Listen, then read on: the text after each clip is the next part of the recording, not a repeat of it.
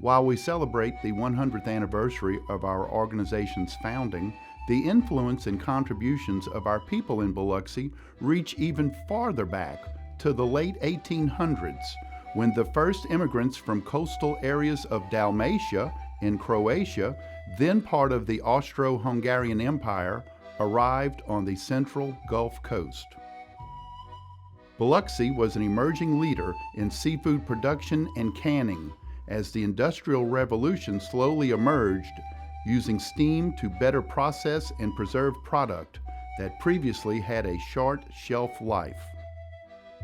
As the 20th century arrived, Biloxi soon became the seafood capital of the world, in large part due to the contributions of the many Slavic descendants whose dedicated work ethic helped power the factories that covered the city's east end.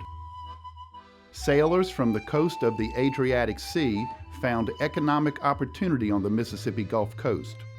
They heartily embraced the area's safety from ongoing conflicts that had plagued Austria-Hungary.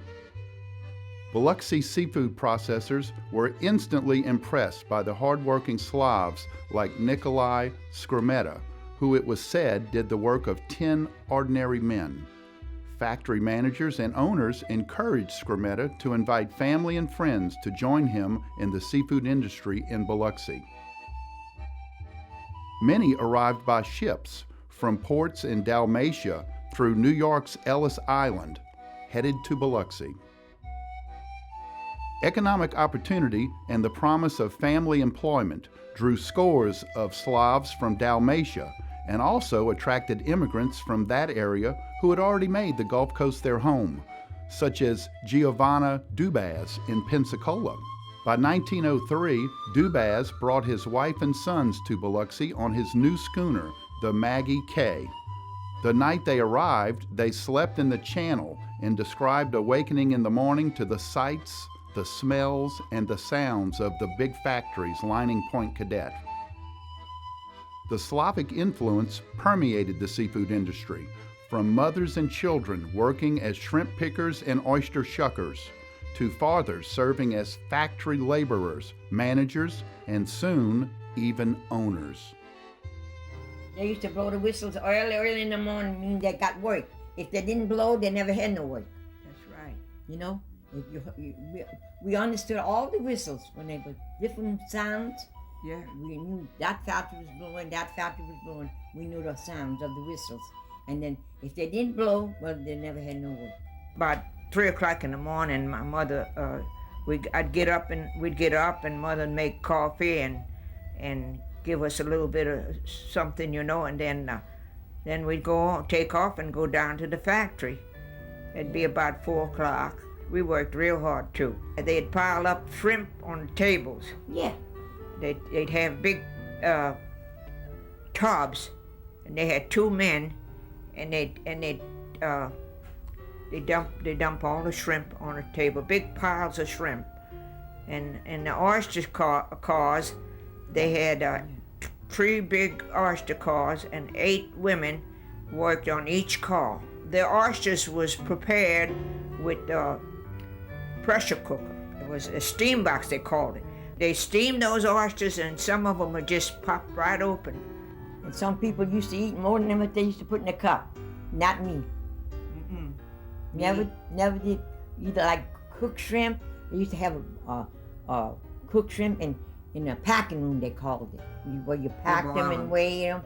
They used to go in there and get hands full. That's something I never did do. I never did care for that. I ate some shrimp. As their numbers grew, the proud Croatians embraced their new country while always celebrating their heritage. And so it was in December of 1913 that the Austrian-Slavonian Association was formed by a corps of 10 charter members, including the first club president, Jacob Stanovich. The object of the association was twofold, benevolent and social. Those 2 founding principles still guide it today. After the dissolution of Austria-Hungary at the end of World War I, the charter was changed to the Slavonian Benevolent Association of St. Nikolai. Membership steadily increased and came to include a ladies' auxiliary. In 1930, a lodge building was constructed on Howard Avenue near Pine Street. By now, the Slavic influence permeated Biloxi, from business leadership to education and politics. Although the nation itself was struggling to recover from the Great Depression, Biloxi still thrived, in large part because of its seafood industry. And the Slavic immigrants were migrating yet again. This time it was a professional migration, from the factories on the point to the banks downtown, to City Hall, to medicine, to the legal profession. It marked not only a new beginning for the rapidly expanding lodge membership, but also underscored the civic contributions of the second generation of Slavic descendants in Biloxi, as embodied by physician Dr. Joseph Kuljas, dentist Dr. Stephen Patalo, attorney judge John Seacool, and pharmacist Tony Rossetti. Firmly positioned within the fabric of Biloxi, the Slavonian Benevolent Association made its boldest move to date with the construction of a new two-story building on Myrtle Street that was dedicated with much fanfare in 1938. Basil J. Rusevich, Yugoslav Council of New Orleans, addressed the large crowd at that grand opening. He said, "This city of yours has for many years held in its bosom our thrifty Yugoslav fishermen who have, with God's will, inherited a great part of our Yugoslav soul.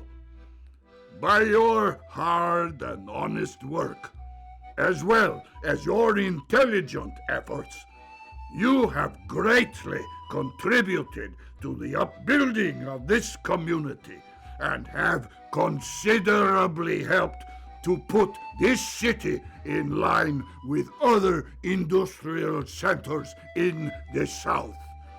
And you have thereby contributed to the prestige and glory of Yugoslavia.